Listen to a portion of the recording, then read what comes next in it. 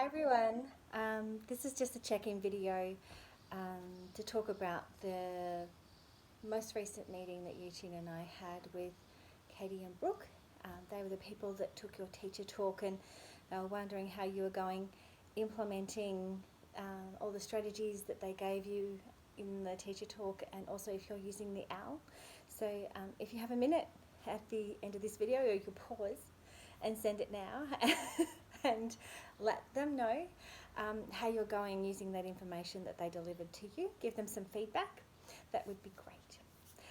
Also, the last meeting that we had together, Brooke and Katie were talking to us about the importance of the lead educators knowing about early intervention and how it works, because you're going to be the drivers at MCM to notify, as you have been already, to notify Amy and your director about who you have concerns about. So we talked about the process in our meeting, and Katie and Brooke explained how the process works really smoothly. And to get the best results for the child in your care, it's important to gather together as a team and discuss what your concerns are. It might be your lead educator bringing those concerns to their co-educators, or it might be a co-educator bringing that to their lead educator, and then you sit as a team. Once you've established exactly what your concerns are, then it's time for you to talk to Amy.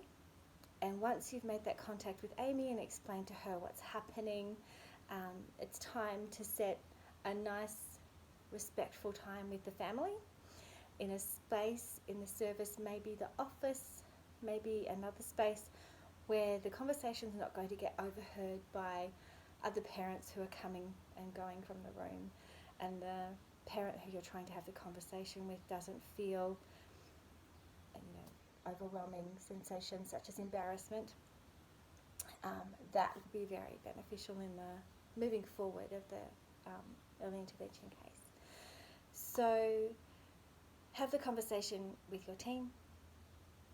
Send the team leader off, the lead educator off to talk to Amy.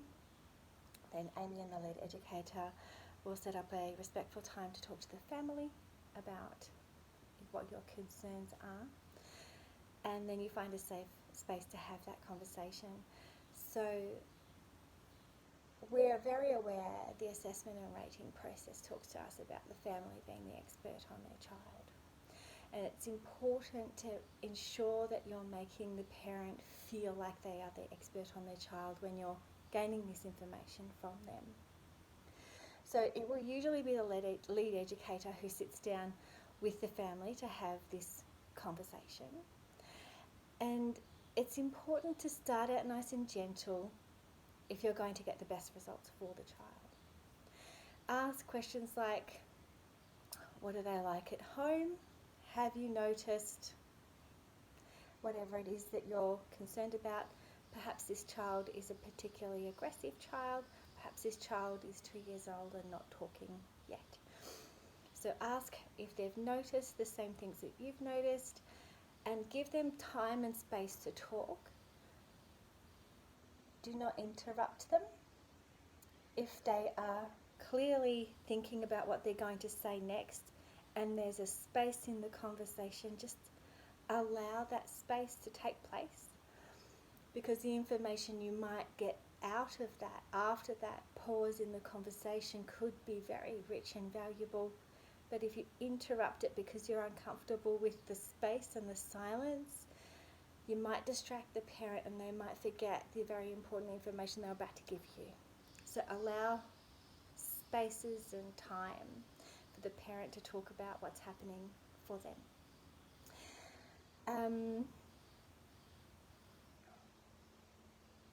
After they've spoken, you can say something like, yeah, we've really noticed that here too, if they have spoken to you about the kinds of things that you've seen as well happening.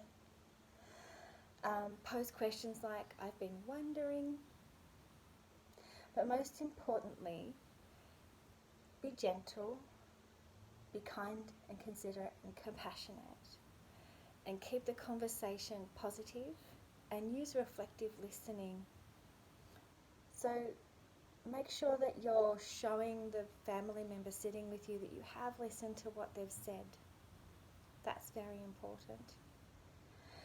If the parent doesn't mention the delay that you've got concerns about, then go very, very gently. Say, it might just be here, but I'm a little bit concerned as we've noticed what it is you've noticed. Using gentle tones. If the parent's not sure about what you've observed, maybe ask them to please have a think about what you said and to let you know what they think later. Get back to you later.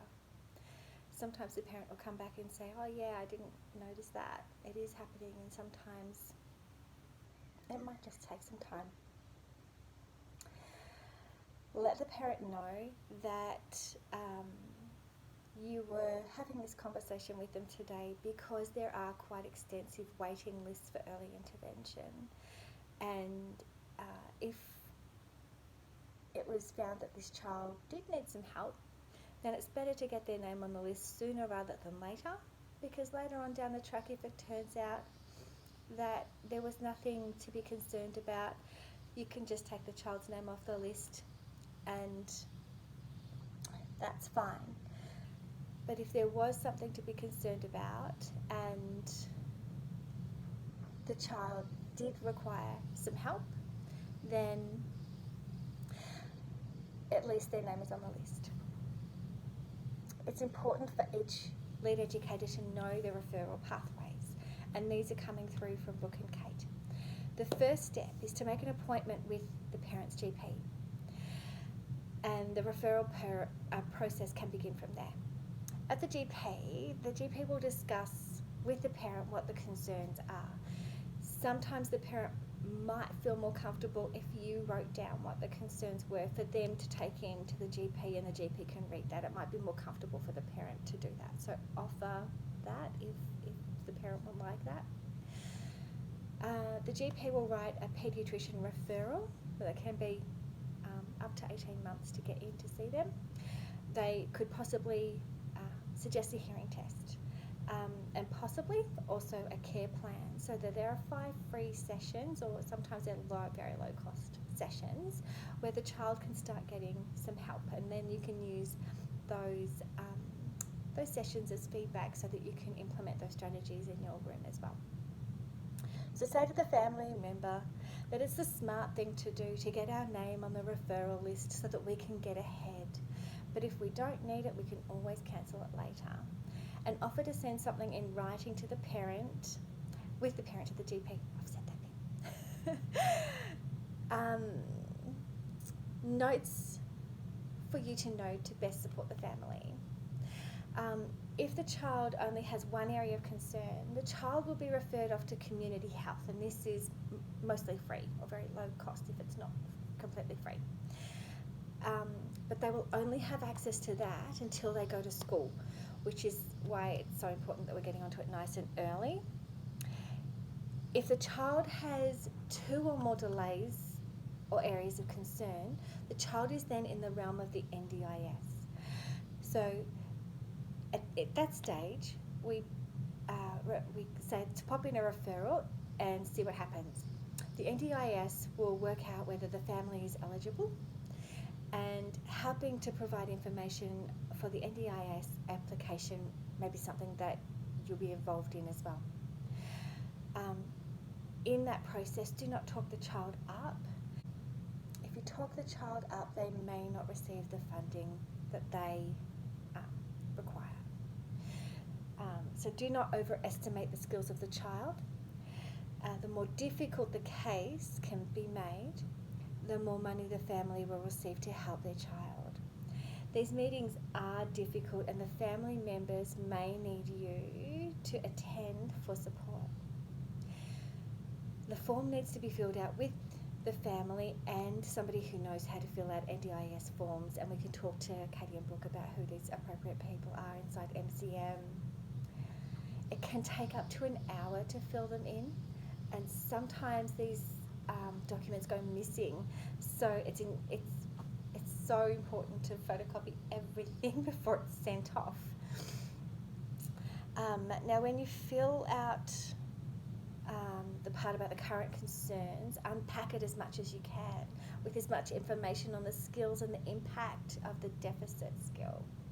For example, you want to write, if you're going to write down the child falls over several times throughout the day, instead of writing that, you would write the child falls over several times throughout the day, hurts themselves each time, occasionally pulling other children down, if that's what they do, as they fall, and occasionally falling onto pieces of equipment within the room.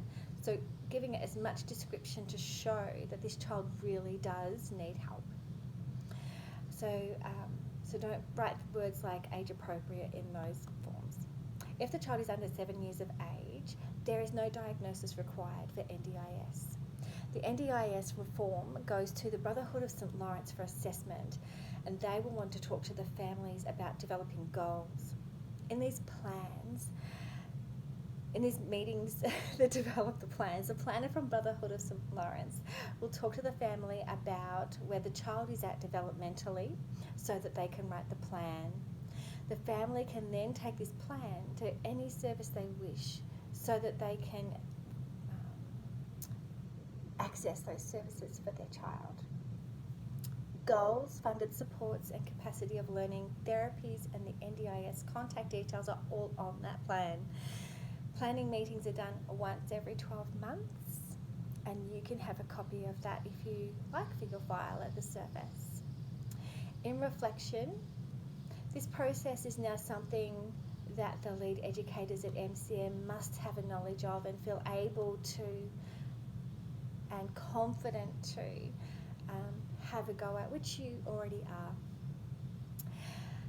Now, if you do require assistance, make sure you're popping into management to check in with the process so that you can receive support on that journey to help the child that's in your care.